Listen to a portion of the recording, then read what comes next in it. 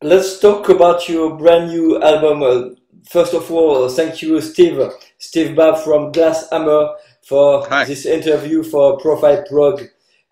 Nice to speak to you. And first question, let's talk about your brand new album. Dreaming City is your 18th record. What is your state of mind? Well, we we felt like the last album before this, Chronomenaut, had done very well, and it was kind of a satire. And I believe we thought we were going to maybe do another sort of a tongue-in-cheek satire about sword and sorcery Yes. books, but it ended up it's a lot more serious than we than I originally thought it would be. So I'd say it's probably one of our darker albums. It's still meant to be fun because musically it's very heavy and we do some things we haven't done before with it. So yeah, we're very proud of it. I'm hearing a lot of positive feedback from fans, and it seems to be very popular at the moment. Yes, and you're approaching 13 years of existence, and some say this is your best album so far. What do you think? I think, you know, when you continually do albums like we do year after year, and you always hear that your best album was something you did 15 years ago, it's a compliment that people enjoyed, like Lex Rex and Inconsolable Secret, because I think The Inconsolable Secret's one of my favorite albums, but that was a long time ago. So it's good to know that we have enough energy and creativity that we can come up with another album that might end up being a classic like that. So Yes. Dreaming City, probably one of my favorite albums to listen to that we've ever done. Yes, may this change the perception of the band for the new listener? And do you consider this will be a good entry for to discover Glass Hammer? I think so because I believe we're going to continue going in this direction for a while, which is to say we're going to, instead of doing, an album full of songs that are very similar, I think the style of Glass Hammer albums have changed. What we want to do now are, heavier albums, but with a lot of interesting surprises and influences that nobody is expecting. So we're still honing our ability to write songs, but the album is more important to us and how it's listened to. So yeah, I think anybody that picks this album up for the first time and they don't know about Glass Hammer, they're going to be interested in everything we did, I hope. Of course.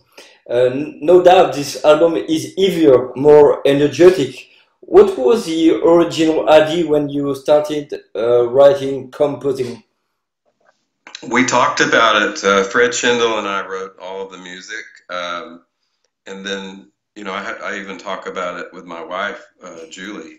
And she says, "You guys need a rock. You need, let's do something that rocks." And Fred had told me also privately, he says, I'm feeling like Rush this time.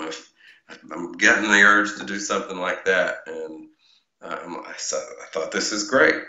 I have a background in heavy metal from many decades ago, and so this isn't hard for me to do at all.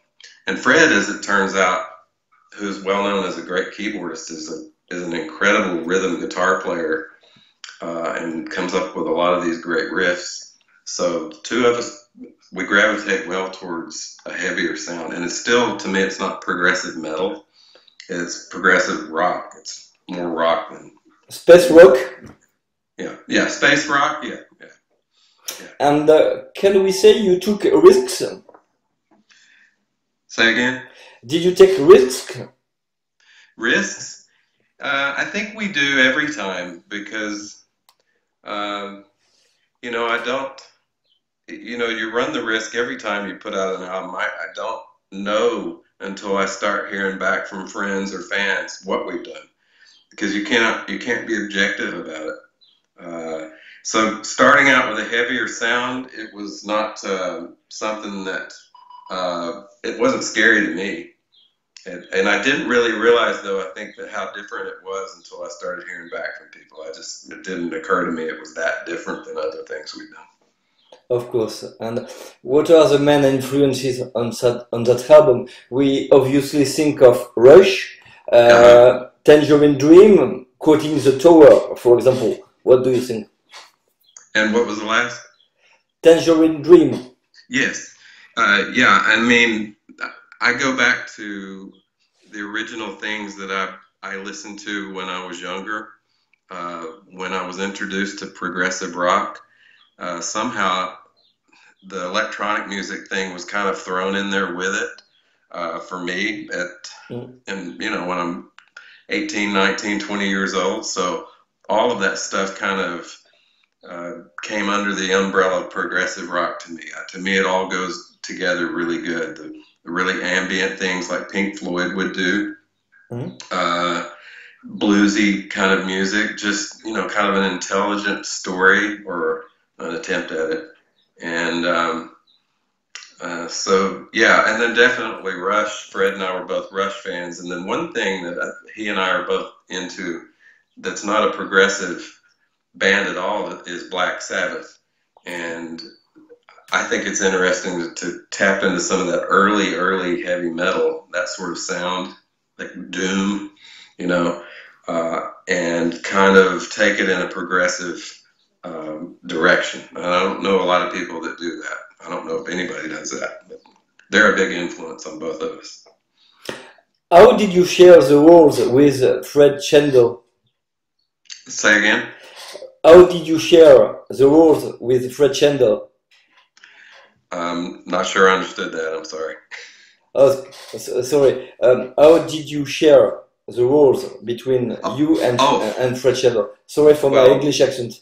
It's terrible. So he writes and I write, and we usually write separately. And I'll play him what I do, and he'll either be excited about it or he won't. And if he's excited, we'll keep going, and he'll play me what he does, and I'll make suggestions about things he could do or add to it, but we don't usually interfere with each other's writing. The one where we really came together is the finale of the album, the 12th track, Watchman on the Walls. And that's where I wrote the majority of the verses and choruses and the main body of the song. And he had other ideas that we grafted onto those. We don't like to do that often because it's very cut and paste. But over several weeks, we both began to realize, no, it's going to work out like that. So I think sometimes the best songs we do are the ones we do together. That was a good one. And the album needed a big song to end it. And can you say a word about the other musicians on that album? So Aaron Ralston is our drummer, and I think right now the core of the group is Fred and myself and Aaron. He is somebody that I can send him MP3s and say, hey, we're going to record in 2 weeks, and he shows up and he just blows through it. He's incredible. Creatively, he's fine whatever we want to do. He's just kind of like, oh, okay, I get it, or I don't, or I didn't understand that. I saw him a couple of days ago, and he didn't really understand the whole thing until he'd read through it. And then of course Susie, she lives a long way from here, so we only had her on one song this time. Brian Brewer, who does some guitar on this album, but will also join us live when we get to play again. He's one of our studio musicians here in town. And then Reese Boyd, who's a big part of what we're doing now. He's a young guitar player from Atlanta, Georgia, and did quite a bit of vocals. Who else? John Beagley. We collaborated with him. He's from London, and we met him about a year ago, and just an incredible singer. So we're going to probably keep this same group, I hope. This is a concept album based on the Sword and fantasy world. Can you tell us about the story? Yeah, I wanted to do an album that was about a desperate man uh, who was alone, who was, for instance, everything was against him, and he had to fight. I just knew that I wanted kind of an adventure story. I thought I might try it as a Western, kind of like a Clint Eastwood character that rides into town. And everybody here talked me out of that. Nobody thought that was a good idea. And but when I was much younger, and when I discovered progressive rock, I was also discovering things like Robert E. Howard, Conan, of course, Lord of the Rings, but more of that gritty kind of science fiction, like the John Carter of Mars books and Michael Moorcock's Elric series. And I thought, this might be something interesting, is to kind of embrace those cliches that progressive rock gets labeled with so often, and just go with it. Just something that was about monsters and magic swords and villains and damsels in distress. And but it's really, I think, a very simple story. This man has to find his lover. He has 3 days to do it. She's going to die if he doesn't. And he has to battle through all kinds of evil. And of course, it doesn't end like you think it's going to end, but I won't spoil that. Who is Scalagrim? Hmm? Who is Scalagrim, the main character? Can you Uh, describe him? yeah, yeah. He's a character that I've kind of had in my head for a while, and I even put it in the booklet that the album is based on Scalagrim and the Dreaming City, or the Terminus Chronicles. Well, of course, there really is no such book. He's just a character that I have in my head. But he exists in the same mythology that I started creating with the Inconsolable Secret years and years ago, and I'm slowly writing it all down in book form. So I hope that I can finish that, and then everyone will find out all about him. He's a not a typical hero. He's an anti-hero. He's got a very jagged scar on his face. He's not pretty to look at. He's not a happy guy, but he's determined that he's going to find what he's looking for. So interesting guy. I think somebody we can relate to. And would it be the follow-up of the Unconsolable Secret? It's kind of a side story to the whole thing. I like the idea of a rock group having a mythology.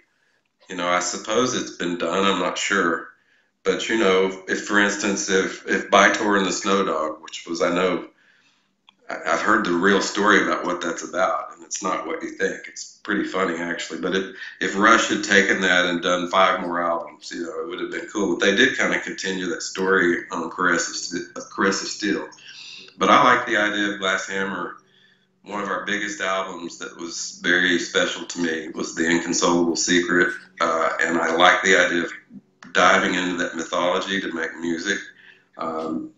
It makes it, if a fan of Glass Hammer wants to go deeper with us, they certainly can, because it does go deeper. You can find out all kinds of things about what we're talking about. I don't know. I hope it's interesting to people. I think this guy deserves a part 2. I'd like to do more of it. Yes, of course. One question, it makes me think of the Greek mythology story of Orfeo and Eurydice. Okay. Do you know this story, and what do you think of this comparison? I'm not sure about that one in particular. I do have started reading some ideas. It was an actress friend of mine that brought it up, that there's really only 7 stories, and they're told over and over and over and over and over again, and that's been that way since the Odyssey and the Homeric epics. There's some simple themes, And when a story writer gets away from these and gets too complicated, I think it doesn't work. But one big theme that's been going on for thousands of years is called Kill the Monster. Yes. Kill the Monster. And that's what this is about. So, you know, it's interesting when you start paying attention to stories and storytellers. It's really, the best ones are just the same thing you've heard before, just different trappings. But I'll check into that. Okay. The artwork is a masterpiece. Who did it? It's pure fantasy again. Michael Zalarank is his name. I may be pronouncing that wrong. He's a Polish artist. He's also a death metal guitar player and vocalist. I don't know why I've never asked him to play on a Glass Hammer album. He's very talented. And he came to us on Ode to Echo and designed our logo and has done all of the major releases since then. Just a super guy to work with. I told him I wanted it to kind of look like an old Michael Moorcock book. Mm-hmm. And so he put some borders around it. And I gave him the basic ideas. And then for the interior of the book, I thought some sketch art might be neat. And I found a guy on Instagram named Luke Eidenschink. He's from, I believe he's just from out west in the U.S. Super talented, and everybody understood what we were trying to say. And I mean, I love holding this thing. You know, I've got it right here.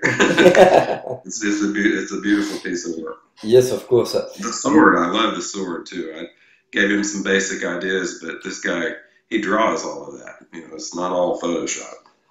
And what about the future? Do you have any plans for touring in the US and Europe, maybe?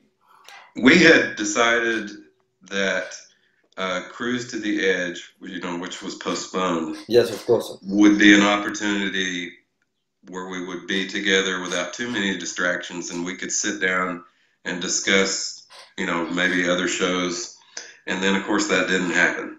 But I kind of want everybody in the same room where we can talk and make some plans and talk about some offers. There's been a festival in England that's tried to get us now for a couple of years.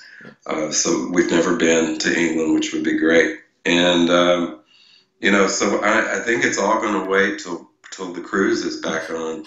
And in the meantime, I think we're beginning to think about how a follow-up album might work. So Fred and I will start writing, you know, usually in a few weeks after an album release, we'll start up again. So we'll be busy very soon. But I want to play live. We were rehearsed and ready to go, and then the shows were stopped. Yes, and one last question. Do you feel younger with this album? You know, yeah, I do. You look younger. I'm not younger, though. But yeah, I mean, just getting with the band and practicing, so, you know, it hurts a lot more than it used to, wearing a bass around my neck. But yeah, this makes me feel, it gives me kind of a new life and new energy. And I've always loved diving back into things that I was interested in when I was younger anyway. So now I'm getting to write that and hopefully inspire people. And yeah, but I'm getting older. It's okay. That was my last question. Thank you very much, Steve Babb from Glass Hammer. And thank you. I wish you all the best for the future. And you too. See you soon. Thank you very much. Bye bye. Cheers. All right. Cheers.